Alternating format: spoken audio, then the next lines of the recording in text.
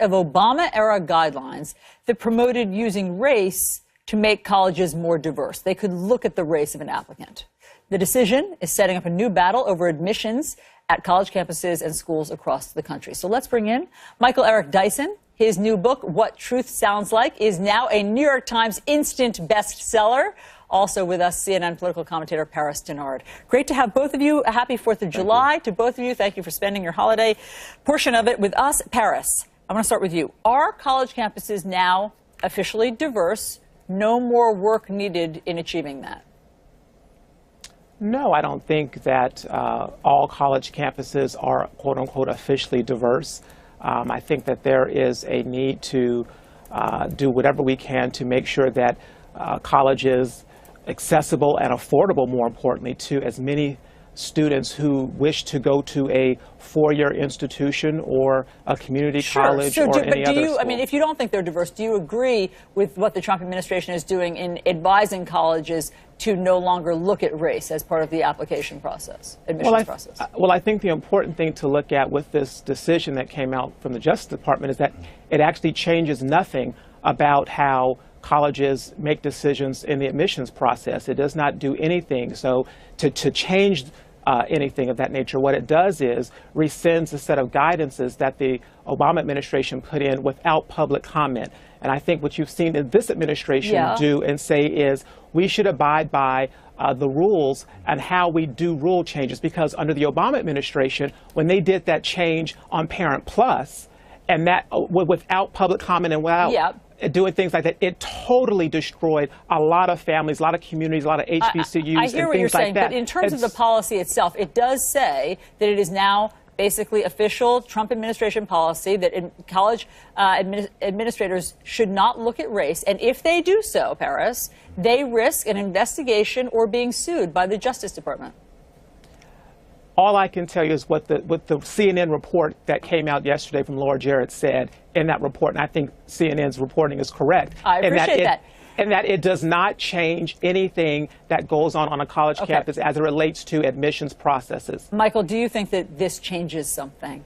Absolutely. Tone, temperature, the timing, the approach, coloring people's perception. If there is a perceived pressure by the Trump administration that race should no longer be a consideration. Look, already it was illegal to have a quota. That is to say, we're going to make up for the numbers of black and brown people who have been historically denied, or compensation to make up for the historically maligned African American and Latino populations. But what it does suggest is that there should be a consideration of race and a holistic understanding of how college administration, college admissions are administered. So in that case, race is a significant feature among many others when considering a person, so that diversity enhances not only African American and Latino people who have been denied access, but those white students who need to have the benefit of those black students and brown students. For instance, think about the fact we would have far fewer people inclined to call the police on strange acting black or brown people if they actually had a college course with them and interacted with them. But secondly, what's interesting here,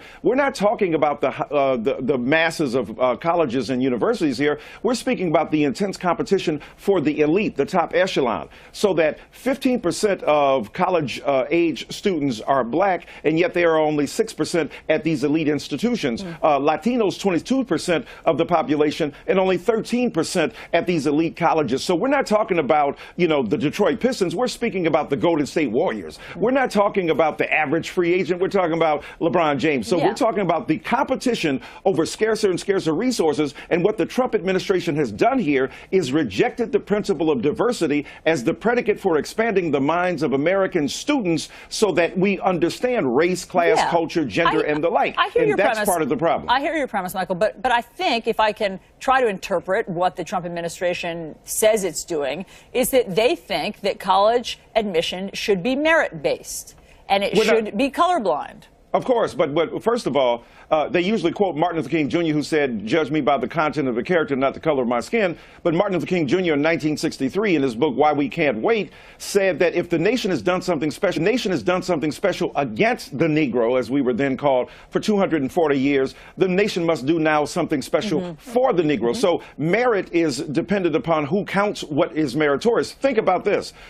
When people used to get access to schools, they were like, "You're a violin player from Vermont, and we have a deficit of people from there." There were always extra academic, extracurricular considerations to play in terms of doling out who got into these schools or not. So race is one among many others. For sure. If race has been used as a demerit, it has to be constituted as a merit. Great point. There was always a desire for geographic diversity. So, Paris, what about that? Do you think that, as the administration seems to be suggesting, all applications should be colorblind, they will not be able to look at race, or do you think that it makes it somehow a richer environment to be able to look at someone's race in applications?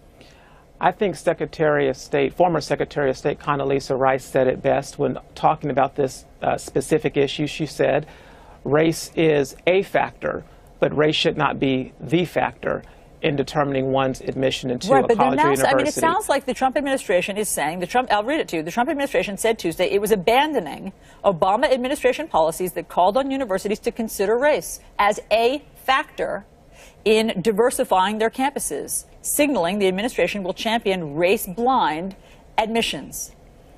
Look, I think that, make no mistake about the president's feeling on merit, and the president does feel that we should help people that need merit, that meet certain criteria and that are qualified and have all the scores to do things. But I don't think that this should by any means suggest that the administration is somehow against minorities. When you look at what this administration has done specifically in terms of supporting HBCUs, or when you take it a step further, what this administration has done in promoting things like apprenticeships, which are very important. I think that, Allison, to answer your question, yes, the president is denying the opportunity for college consideration of race and class. I think what is important to realize is that, go back to the story posted by CNN that Laura Jarrett and others did. And it said explicitly, this will not change. Laura Jarrett's wording is excellent, but I'm just reading to you what the Trump administration policy is. I'm a college professor. I deal with original sources, not secondary sources. Ms. Jarrett, bless her heart, is a secondary source. When you look at the proposal and the policy change itself, what Attorney General Sessions is doing as head of the Department of Justice is denying the legitimacy and the validity of considering race as a factor. So the reality is, what Mr. Denard has just indicated, that race should play a factor, in quoting Condoleezza Rice, the president is denying the legitimacy of that through the Department of Justice. So yes, in terms of original sources, because that's what we deal with in high and elite institutions of higher education, is that when we go to the source itself, we see that the president is denying the legitimacy of race, and therefore not considering that as a diversity mandate with that, on American public education. If colleges do not consider race anymore. You all are out of control talking about this as it's some crisis. Dr. Dyson is so obsessed with his elitism and his elite schools. I don't care about Harvard or Yale or Princeton or all these elite schools. What I'm concerned about are... Clearly you're not. I'm not. And I think the American people are not concerned about the elitists and the elite schools. You're engaging in a red herring, sir. You're not answering the question. The question is, do you think it's legitimate to consider race as a factor in admissions to higher education? That's the question. You keep avoiding it. Well, Dr. Go Dyson, to one of these elite schools and learn how to engage in analytical scrutiny, and therefore you would be able to answer the question. Dr. Dyson, your elitism is offensive. And I think what we have, a problem in this country, is thinking that... I don't have elitism. I have skill, competency, merit-based. Hold on. Paris, it sounds like you do think that race should be a factor. I think race is a factor. I think diversity is important. Nobody and so if it were going away, that would upset you. And that is the point. It's not. It sounds like it is, The point that I'm making is, if you go to any college campus today, if you go to one of the elite schools that Dr. Dyson is so obsessed with, that thinks that's the only way you can be smart in this country, if you go there... You're putting words in my mouth. Not what I said. Go to school, take a class, learn to engage in argument logically, sir, not emotionally. I'm not engaging in any type of Yes, you are. You're ascribing Hold to on, me Michael, sentiments let I him did finish not his thought. articulate. So, Paris, I yes, did so- not express those ideas. I'm simply saying that when you talk about access, you among many other Americans think, access to Harvard, Yale, or Princeton. That's what the debate is. The debate is about elite institutions that credential people that go on, therefore, to make significant marks on life. I'm not suggesting that those who go to other places. I started at a historically black college and university, then went to a little-known white school. So I, sir, understand the need for access to higher education at every level. Okay. What you're avoiding here is dealing with the fact that you're being asked, is race a consideration legitimately and validly Michael, let him answer. in granting admissions You to made higher your point. education? Just answer the point. Go ahead, Paris. I'm confused as to whose show this is, but I will tell you. Go ahead, Paris. Please that answer the question, and you'll get the last word. Diversity is important. But what we should take from this ruling is that it does not change anything that's going to happen on any college campus tomorrow or in the near future. And that's the point. I'm not sure you're right about that, Paris. I am right about that. The policy is that it was abandoning Obama administration policies that called on universities to consider race as a factor. That is what's happened here. Sounds like access to those schools would make a big difference in argumentation on CNN as well. And when you go to those schools, they are not going to all of a sudden abandon. Not all of a sudden, but I mean, you're looking at a time frame. But are you comfortable with this policy? What I'm comfortable with is the administration doing the right thing on the rule of law in terms of how to apply these guidances. Because when the Obama administration just unilaterally put in a guidance like this with Parent Plus, it was a disastrous effect on many students. Red herring. Okay, I know. I hear you. You're more focused. I understand. He's not dealing with the point. Hold on, point. Michael. I hear you, Paris. You're more focused on process than policy. Okay, I get it. We're going to leave it there. Paris Dennard, Michael Eric. When she proclaims that she's of Indian heritage, we will take that little kit and say, but we have to do it gently. Because we're in the Me Too generation, so we have to be very gentle. And we will slowly toss it, hoping it doesn't hit her and injure her arm. So that was in public. President Trump in Montana on Thursday targeting Senator Elizabeth Warren and using the global Me Too movement to end sexual harassment as a punchline. The New York Times reporting Trump has also mocked Me Too in private conversations. All this as the president welcomed former Fox executive Bill Shine to the White House as Deputy Chief of Staff for Communications. Shine, as you may or may not know, resigned from the network after accusations that he enabled a culture of sexual misconduct by the network's late chairman, Roger Ailes, as well as former host Bill O'Reilly. Shine has denied any wrongdoing, and now he is in the White House. Christina, we were talking about this off camera a little bit. Gets kind of your juices flowing when you see something like this. I mean, it's not necessarily surprising, though. And is it? No. Are you surprised by this? No. I guess. How can we be surprised? This is a man who, one, has no shame. Right. Two, has almost 24 women who've said that he's been a sexual predator towards them. Mm-hmm. Three, he always conflates his racial slurs and his sort of degradation of women in many ways, right? By calling Senator Elizabeth Warren Pocahontas, right? And then also talking about this Me Too movement, which we know this president has very little respect for women. You can look at his 50-year history in the public eye. I don't care that Kellyanne Conway and Sarah Huckabee Sanders and Nikki Haley have prominent positions. He does that because he uses those women, and those women allow themselves to be used as tools for his sexist and racist and anti-Semite agenda. So the fact that this president is mocking Me Too should come as no surprise, considering we are still dealing with sex scandals from this particular president, and his supporters, females included, don't seem to mind, because we also have to remember that women can be the keepers of patriarchy as well. We see it in Sarah Huckabee Sanders. We see it in Kellyanne Conway. We see it in Nikki Haley. We see it in Ivanka Trump. We see it in all the women who surround themselves. So this is a president, as I keep saying, is the four pillars of what America has been, and he represents it perfectly. White supremacy, anti-black racism, capitalism, and patriarchy, all wrapped up in this particular president, and it's not surprising that he would say this. I think Christina likes him, don't you? I think that she voted for him. No, I don't. But that's the key. Women put him over the top. Mm-hmm. They knew. White women. White women knew his beliefs. They knew these accusations, and they voted for this man anyway. And when I talk to... But I wonder if these women are the people that gleam on to something like Me Too, or if they dismiss it and say, what is this thing anyway? They know that they have been the victims of sexual harassment.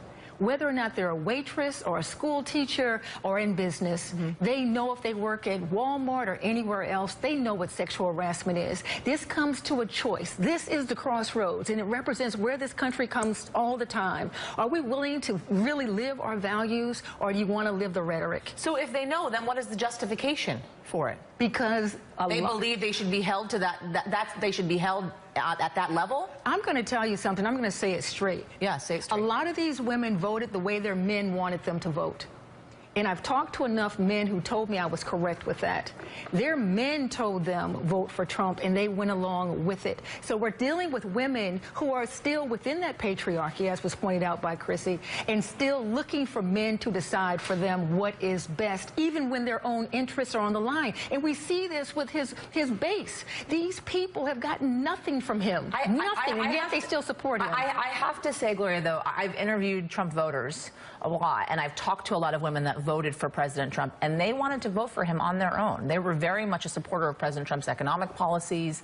They were a supporter of him changing Washington, draining the swamp, as he says. These are women that made this decision on their own. These were single women, single mothers, and women that wanted to see him in office, despite the Access Hollywood tape, despite all the things that he said, despite the dozen or so accusers of sexual harassment of the president. They still wanted to vote for him. And it wasn't just their men that wanted him to vote for him. But the thing that really gets me is he's done nothing as a populist president. If we're assuming he's a populist president, then he would have a Secretary of Education who cared about public education, because that's where these women have their children in school. They're not in private schools. They would have something about the economy that goes down to where their jobs are, and we're not seeing that. So then they're not voting their interests. They're voting the rhetoric. Tara, you were up close and personal with the president, obviously being a former Apprentice contestant. Give me your take on this, because the president, if he were sitting at this table, I don't think he would enjoy this conversation, but if he were sitting at this table, I think he would say, I elevate women, I employ women, I promote women, look at my daughters. I want women to be, the heads of companies and CEOs and to be propped up. And obviously, all these people that have accused me of sexual harassment or sexual assault are liars. Give me your take on this, seeing that you've had a personal relationship with him. I think that one of the things that Trump is very good at, and I've said this before, but I think it's worth mentioning again, he understands how to push people's buttons. And so what he understands is that while a lot of these women heard that Access Hollywood tape, some of these very women are also racist too, right? So he understands how to also take something else that he can use as a cudgel to distract and to divide and to push people towards that, and then in turn they accept. But not all of them are. No, not all of them. Some people just heard the Access Hollywood tape and they said, well, you know what, this is the way he is, but he's the president of the United States. And a lot of Democrats said that during the Bill Clinton era. You know, he's the president, he's doing a good job, so whatever he did in the Oval Office isn't any of my business. Right. You know what I mean? And a lot of people justified the Access Hollywood tape that way as well. Right. No, and I agree with that. But I think I'm not saying everybody that supports him is a racist, but I'm saying a lot of racists support him.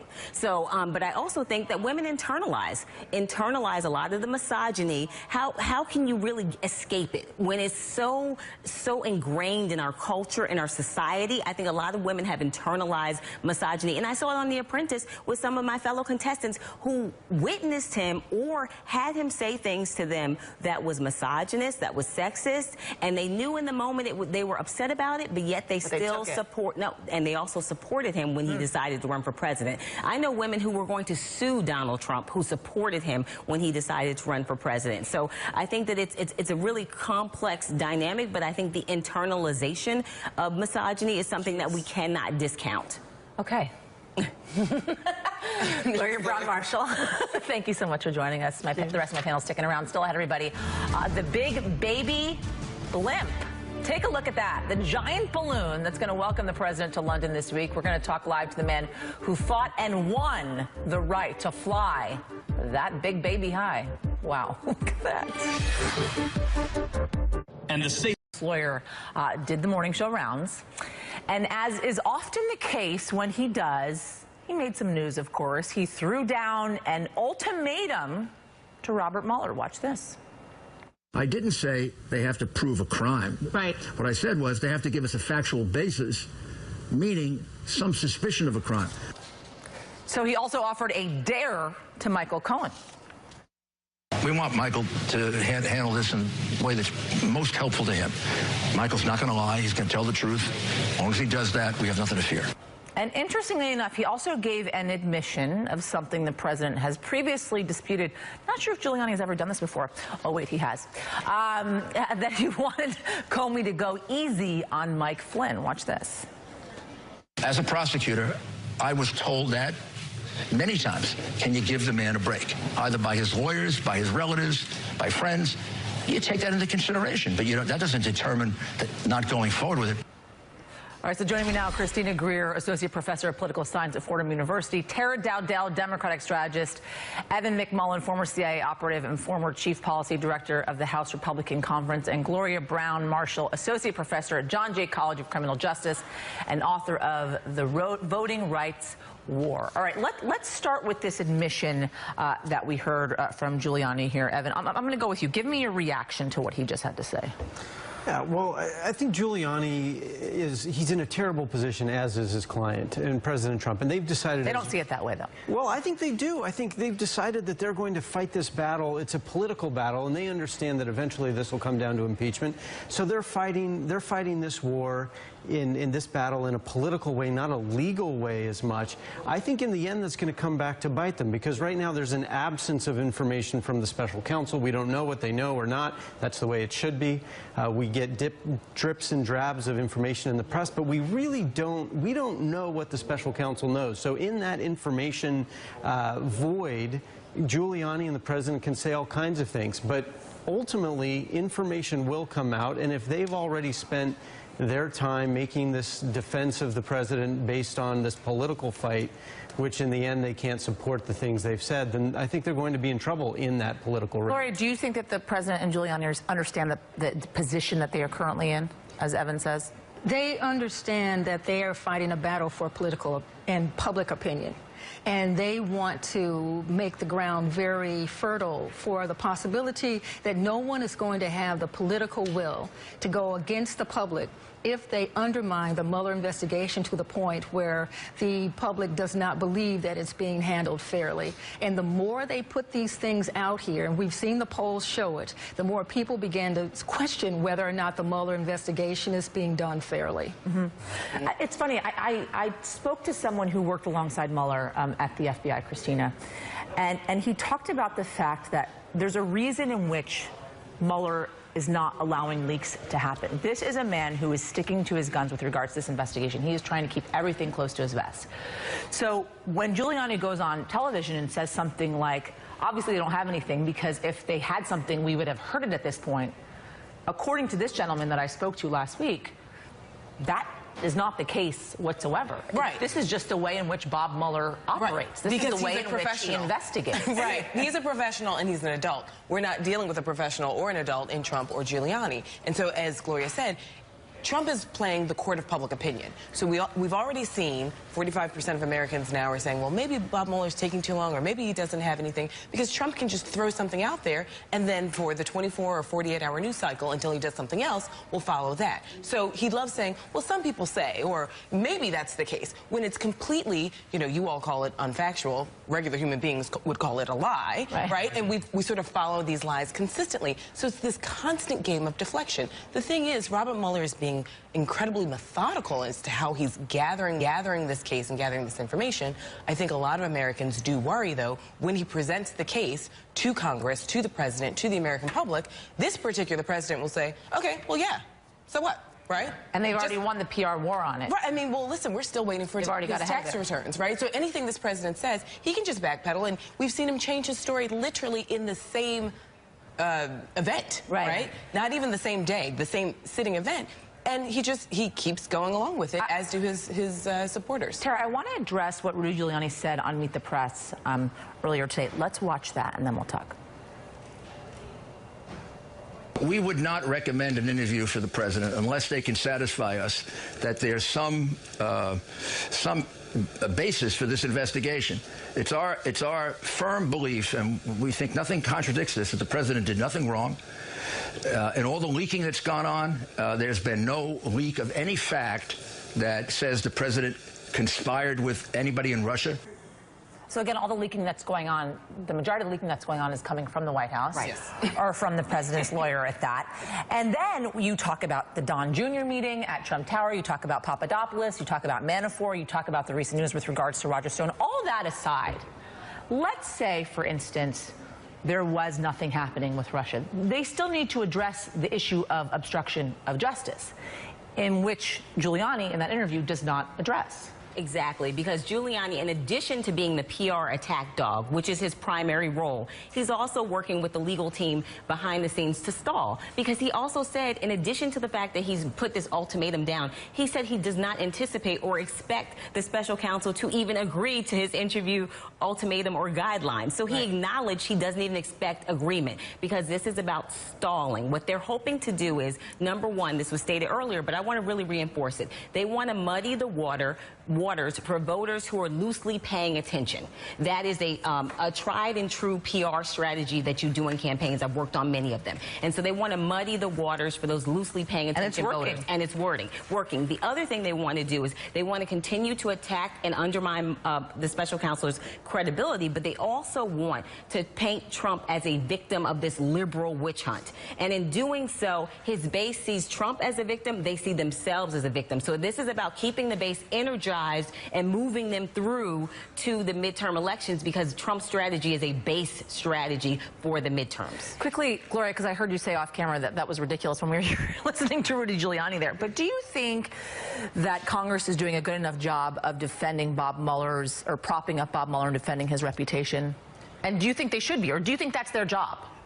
Well, it is part of their job, because his power comes from the law that says that he has the ability to follow any of these leads and anything that has to do, that arises from the Russian probe.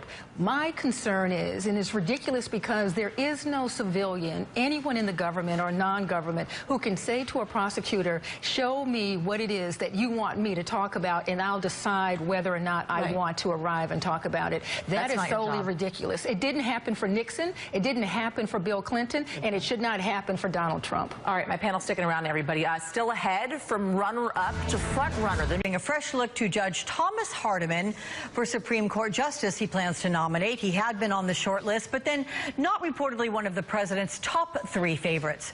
Joining me now by phone, MSNBC political analyst Robert Costa, who has his own reporting on this development for the Washington Post.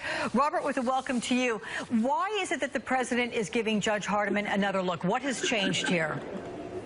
Based on my reporting this weekend, the president and his golf club in New Jersey may be getting cold feet about 2 other federal judges, Judge Brett Kavanaugh and Judge Amy Barrett. They are both politically charged potential nominees. So he's looking back at Judge Hardiman from Pennsylvania, a key political state for him. And also Hardiman was the runner-up in the process last year that ultimately selected Justice Neil Gorsuch.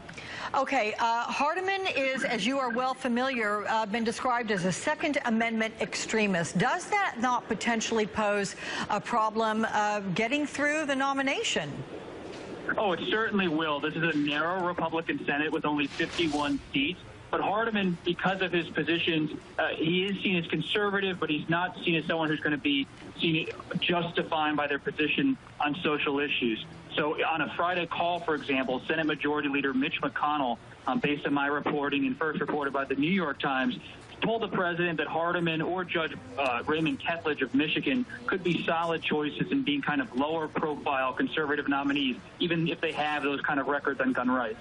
Let's go on to Raymond Ketledge and what you think he brings to the table that the president is appreciating. He's someone who is also a former clerk for Justice Kennedy. So you see in Raymond Ketledge someone who comes from the Midwest. If the Bush ties for Judge Brett Kavanaugh are seen as too much for President Trump, too tied to the Republican establishment. In Judge Ketledge, you have someone who is conservative, but at the same time has a University of Michigan law school degree, and that's something that could appeal to the president's base. Let's talk about the headline as you see it on Tuesday morning. What do you think will be appearing on the front pages? Whatever it is, it's going to be high drama. The president wants to do this in prime time on Monday night. And you're going to see Senate Democrats immediately put in a tough position. Red state Democrats running in states won by the president will have a tough call to make. Do they support the nominee or not? But so will moderate Republicans like Susan Collins or Lisa Murkowski. Those senators they're moderate on the positions on abortion rights. They support the right to choose. And when it comes to a conservative judge, they will also be under pressure to make a tough decision. Yeah, there's been also a suggestion that it's going to come down to these red state Democratic senators. You've got Donnelly, you've got Manchin. Those kinds of senators might make really the make or break with regard to who gets nominated and who gets through the confirmation process. You're exactly right. And even if it's Judge Hardiman, for example, you could even keep an eye on Senator Bob Casey of Pennsylvania, who was one of the rare Democrats in the U.S. Senate who was against abortion rights and follows in the legacy of his father, Bob Casey Sr., on that position. Even though he's a front runner in that Senate race in Pennsylvania, to have a nominee from your state, it does change the political calculation a little bit. But look for, on Tuesday morning, for Senate Minority Leader Chuck Schumer to really try to keep Democrats in line, because he knows while some red state Democrats may need to break, this is a galvanizing issue for the Democratic Party ahead of the midterm elections. All right, Robert Costa from the Washington Post. Robert, thank you so much for weighing in on all this. Appreciate that. We've got more to come here now with Democratic strategist Morris Reed, a partner at Mercury, former executive director of the New York State Democratic Party, Basil Smikle, and conservative commentator Carrie Sheffield, national editor for Accuracy in Media and the founder of Bold. So I'm going to reach out to you, Carrie, and what you make of how this whole process is playing out. Well, I think any of the names that were mentioned by Bob Costa would be excellent choices. Hardiman is particularly intriguing in the fact that he was reportedly the runner-up to the prior SCOTUS pick. Puts him in a good position. I think he's got a very compelling story. First person in his family to go to college, grew up or went to college, paid for it by driving a taxi. This is a man who understands the Trump voters in the terms of understanding the rest of the country that has been left behind by what's happened through many Supreme Court rulings that have been more tilting to the left. So I think also everything I just said, though, is also my politics being projected onto him. But I think in terms of his record, he has a fairly conservative record in the sense that he's not someone who is has a track record of actually having a body of polarized decisions. I think he is someone who supports the Second Amendment. It's true. But I think he's someone who ultimately who will be pledging allegiance to the Constitution and upholding the rule of law. And this is all good. In terms of the senators that you mentioned, there are 5 Democrats who are in Trump states where Trump won by double digits. Yeah. There are also 10 states overall that he won in Democrats who were vulnerable. So I think there's a lot of room to go on offense for Republicans, and that's what I would recommend. Yeah, I mentioned Manchin, Donnelly, Heidi Heitkamp. You can add to that one as well, of North Dakota. So, Morris, how about Democrats? How do you think they're going to respond to this news? I think it'll be political. I think this will be a tough decision for the president. He's doing it in a fashion that only Donald Trump would do, is to roll it out in prime time. If he's listening to his constituency, that constituency being on the Hill, his colleagues, he will follow their lead and pick a choice that could possibly get through. But it'll be difficult no matter who he selects, because the Democratic base is ginned up. You've got senators that are certainly going to be on the election ballot, and they want to reach out to their constituency. But these are 4 controversial by some measure from a Democratic perspective on why they want them. So it is interesting. The gentleman that was a cab driver, that would be certainly an interesting background. But it'll be difficult no matter what who he selects. Thomas Hardiman there. So, Basil, I'm curious what you make of the fact that the president has yet to finalize his decision. We're seeing all this last-minute jockeying from advisors, GOP senators, as they are pushing for their preferred candidates. How much of this do you think boils down to short-term versus long-term? And what I mean by that is the politics of the midterm versus the fact that you've got somebody who'll potentially be on the bench for 3 or 4 decades. Well, I mean, that's actually an interesting question, because I think in the short term, what the president wants is someone who he feels in his gut is going to vote the way he wants this new justice to vote. I don't think it's necessarily combing through a tremendous amount of decisions or getting a sense of really their legal sort of compass. It's about, in his gut, how does he feel about a particular person? And maybe that bodes well for Hardiman, who came recommended from his sister, by his sister. But I think with respect to the midterm elections, I'd like to see Chuck Schumer and the Democrats actually push McConnell on what he did with the Obama appointee and say, or potential appointee, and say, hey, maybe we should wait until after the elections here so that we give an opportunity for the people to weigh in on this. Yeah. My guess is that McConnell is not going to want that, but I do think it's important for the Democrats to raise that as being somewhat hypocritical. But I agree with what's been said before. I think all of these nominees are going to have a tough time.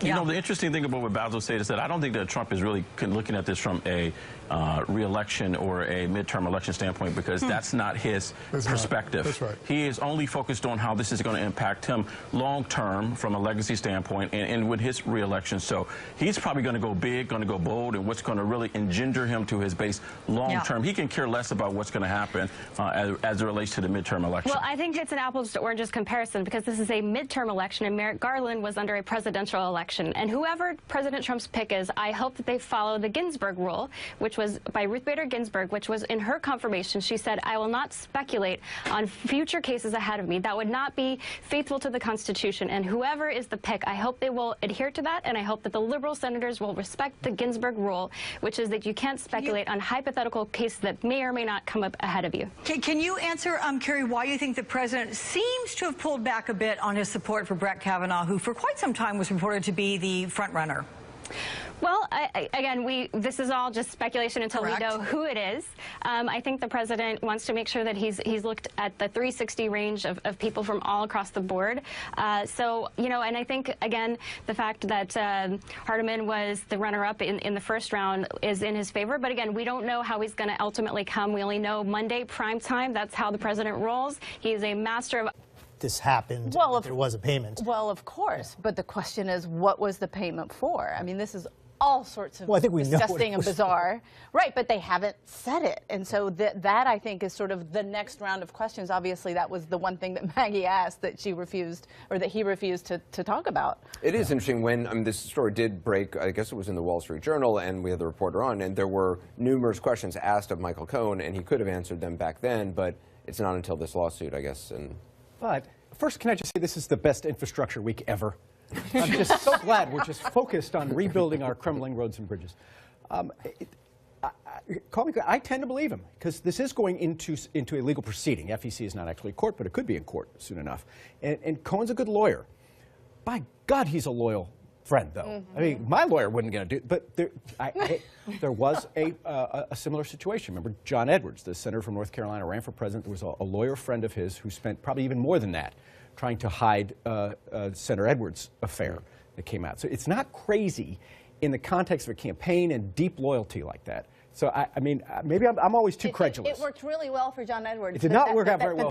That stayed hidden, right? Well, and that attorney's passed away before it could all be litigated out. Just to bring this full circle, again, you just don't want these, you know, things that are hidden out there to be like coming up, you know, that can be used against people in the administration. This is not good. This pattern, this is not a one-off. Again, we're seeing this in the course of multiple people associated with this campaign, and it's a big problem, and you have to wonder, you know, what else is there? You're saying in relation to not everybody having a security clearance Security in the White clearance, House. blackmail, exactly. You don't want, and you know, and these are some of the issues that have been raised. That are, is there leverage over some of the people that worked in this campaign that could have been manipulated. That might know some of those things. This is really similar to all the criticism Democrats gave Bill Clinton when he had an affair in the Oval Office. Oh, that's right. They didn't bring up blackmail back in those days. I guess it wasn't as big of a deal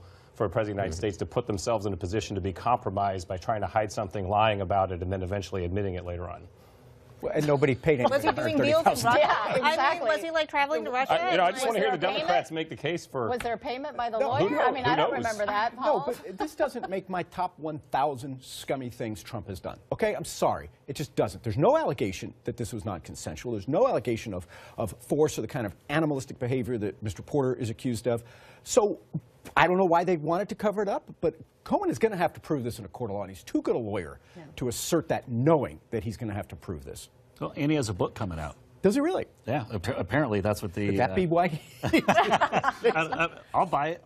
He'll be interested. I think Please tell me it's called stormy weather. I hope there's... I think Common Cause would have to sue the FEC over some decision for it to actually get into litigation, though, right? This was when you say it's an allegation, Common Cause filed a complaint with the FEC, which you can do very easily. People do it all the time to cause this sort of thing. He's now responded to the FEC. That's what the story is. I'm sure there's sanctions for lying to the FEC, especially for a law. Oh, you can sue them, actually. If they don't sanction you for something, then someone can bring a suit against the FEC and say you made the wrong decision. If the filing to the Federal Election Commission is false and fraudulent, which I don't believe it is, then he's in a lot of trouble. But so that's why I agree with you, Paul, in terms of the things that Trump has done. You know, this doesn't get to the top 1,000 in terms of danger to the national security, unfitness for office, all of that.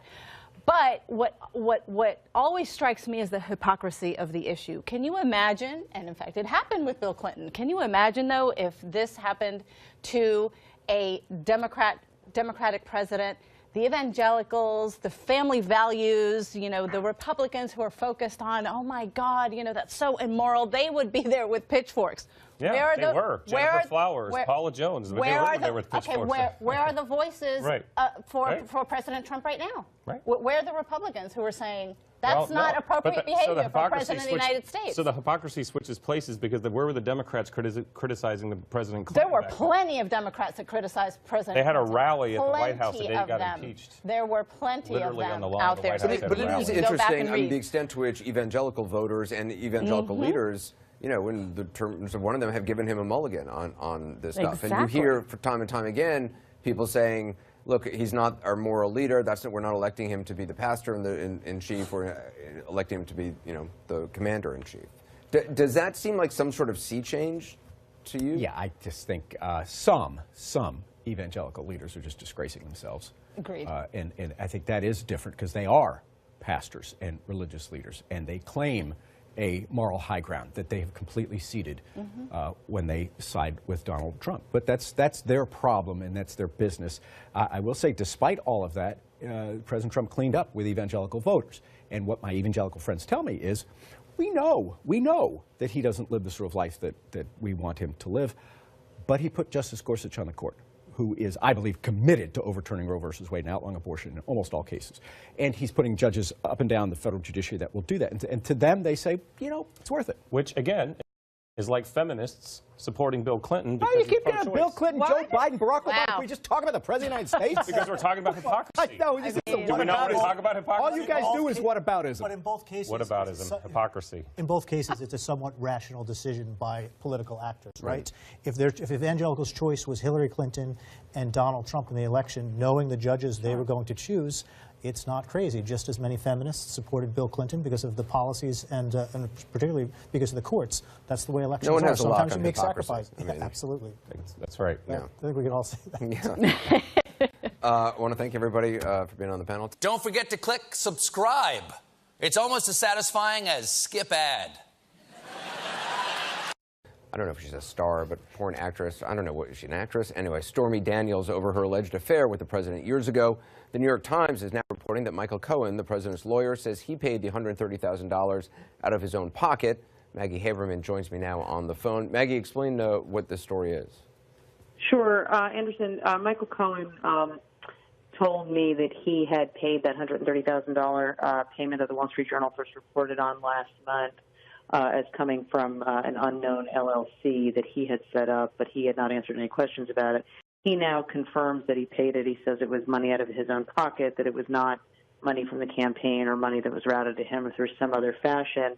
He said this because it's essentially what he said in response to a complaint the Common Cause filed, the Good Government Group, with the FEC and the DOJ about the nature of that payment. They alleged that it was an in-kind contribution. There was widespread speculation that it was. Look, we obviously have not seen bank records, but Cohen has been Trump's lawyer and working at the Trump Organization for roughly a decade in the time that I've known him, and he was among the most vocal attack dogs on behalf of Trump last year, and he would often chase down information even if it was later deemed false, because he kept saying to people that even false information could be damaging to him. He would not answer a number of additional questions, though, including why he did this, whether the president knew, when exactly this took place, and so forth and so on. So this will go on, but this is the first time he's talked about it. Well, let me ask you, Maggie, was there a reason why he spoke now about it? Because obviously this was a story that broke several weeks ago. Questions were raised, questions were asked about him. He could have said very well right then, that was my money, I gave it personally. Was there some sort of a filing from this, this lawsuit? He had a window with which to respond to the FEC, and this was right within that window. So he addressed it publicly. So he addressed it publicly, but didn't answer any further questions that you had? Correct. And there are a number of remaining questions. What questions would you ask? I mean, would you like to get answers on? Well, I mean, the questions that I did ask were, why then? Did the president know? Is there any record of this transaction in terms of his personal money?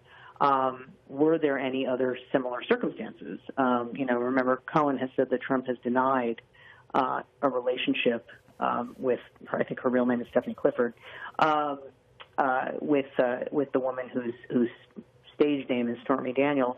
Then that raises the question: were there other similar instances where money could have been paid? Maggie here of Stormy Daniels. She was on a Make America Horny Again tour. I believe in South Carolina was her appearance. There's breaking news tonight. President Trump's personal lawyer confirming to Maggie Haberman at the New York Times that he paid $130,000 out of his own pocket to Ms. Daniels, the porn actress who allegedly had an affair, I guess, or encounter with President Trump. That's reporting tonight from the New York Times. Stormy Daniels was on Jimmy Kimmel's show, was asked if she had a non-disclosure agreement that was stopping her from talking about the alleged encounter. Here's what she said. Do you have a non-disclosure agreement? Do I? You can't say whether you have a non-disclosure agreement, but if you didn't have a non-disclosure agreement, you most certainly could say, I don't have a non-disclosure agreement. Yes? You're so smart, Jimmy. Thank you very much. Okay. Is any of that true? Define true. And I'm just getting breaking news, not clear if the Make America Horny tour is continuing. So don't have any more information. We'll try to figure that out. Does it make sense that Michael Cohen would pay out of his own pocket? Well, the reason he's coming forward and saying this is because there was an allegation that perhaps the campaign made the payment. And thereby violating campaign law. Apparently you're not allowed to use campaign funds for that. It's a non-standard use of campaign funds. So that's what this is in response to. I imagine if the litigation goes forward, he's going to have to go beyond making a statement. He's going to have to show some documentation that it was indeed his personal funds, that it wasn't reimbursed by the Trump Organization or the campaign. But you would think there would be obviously documentation of well, they apparently set up an LLC to make the payments. But why would he do that if he didn't need to? Clearly he needed to, and I guess that's the big question. Unless he hired her for some work that he owed her money for, I have no idea. Well, he's obviously tacitly conceding that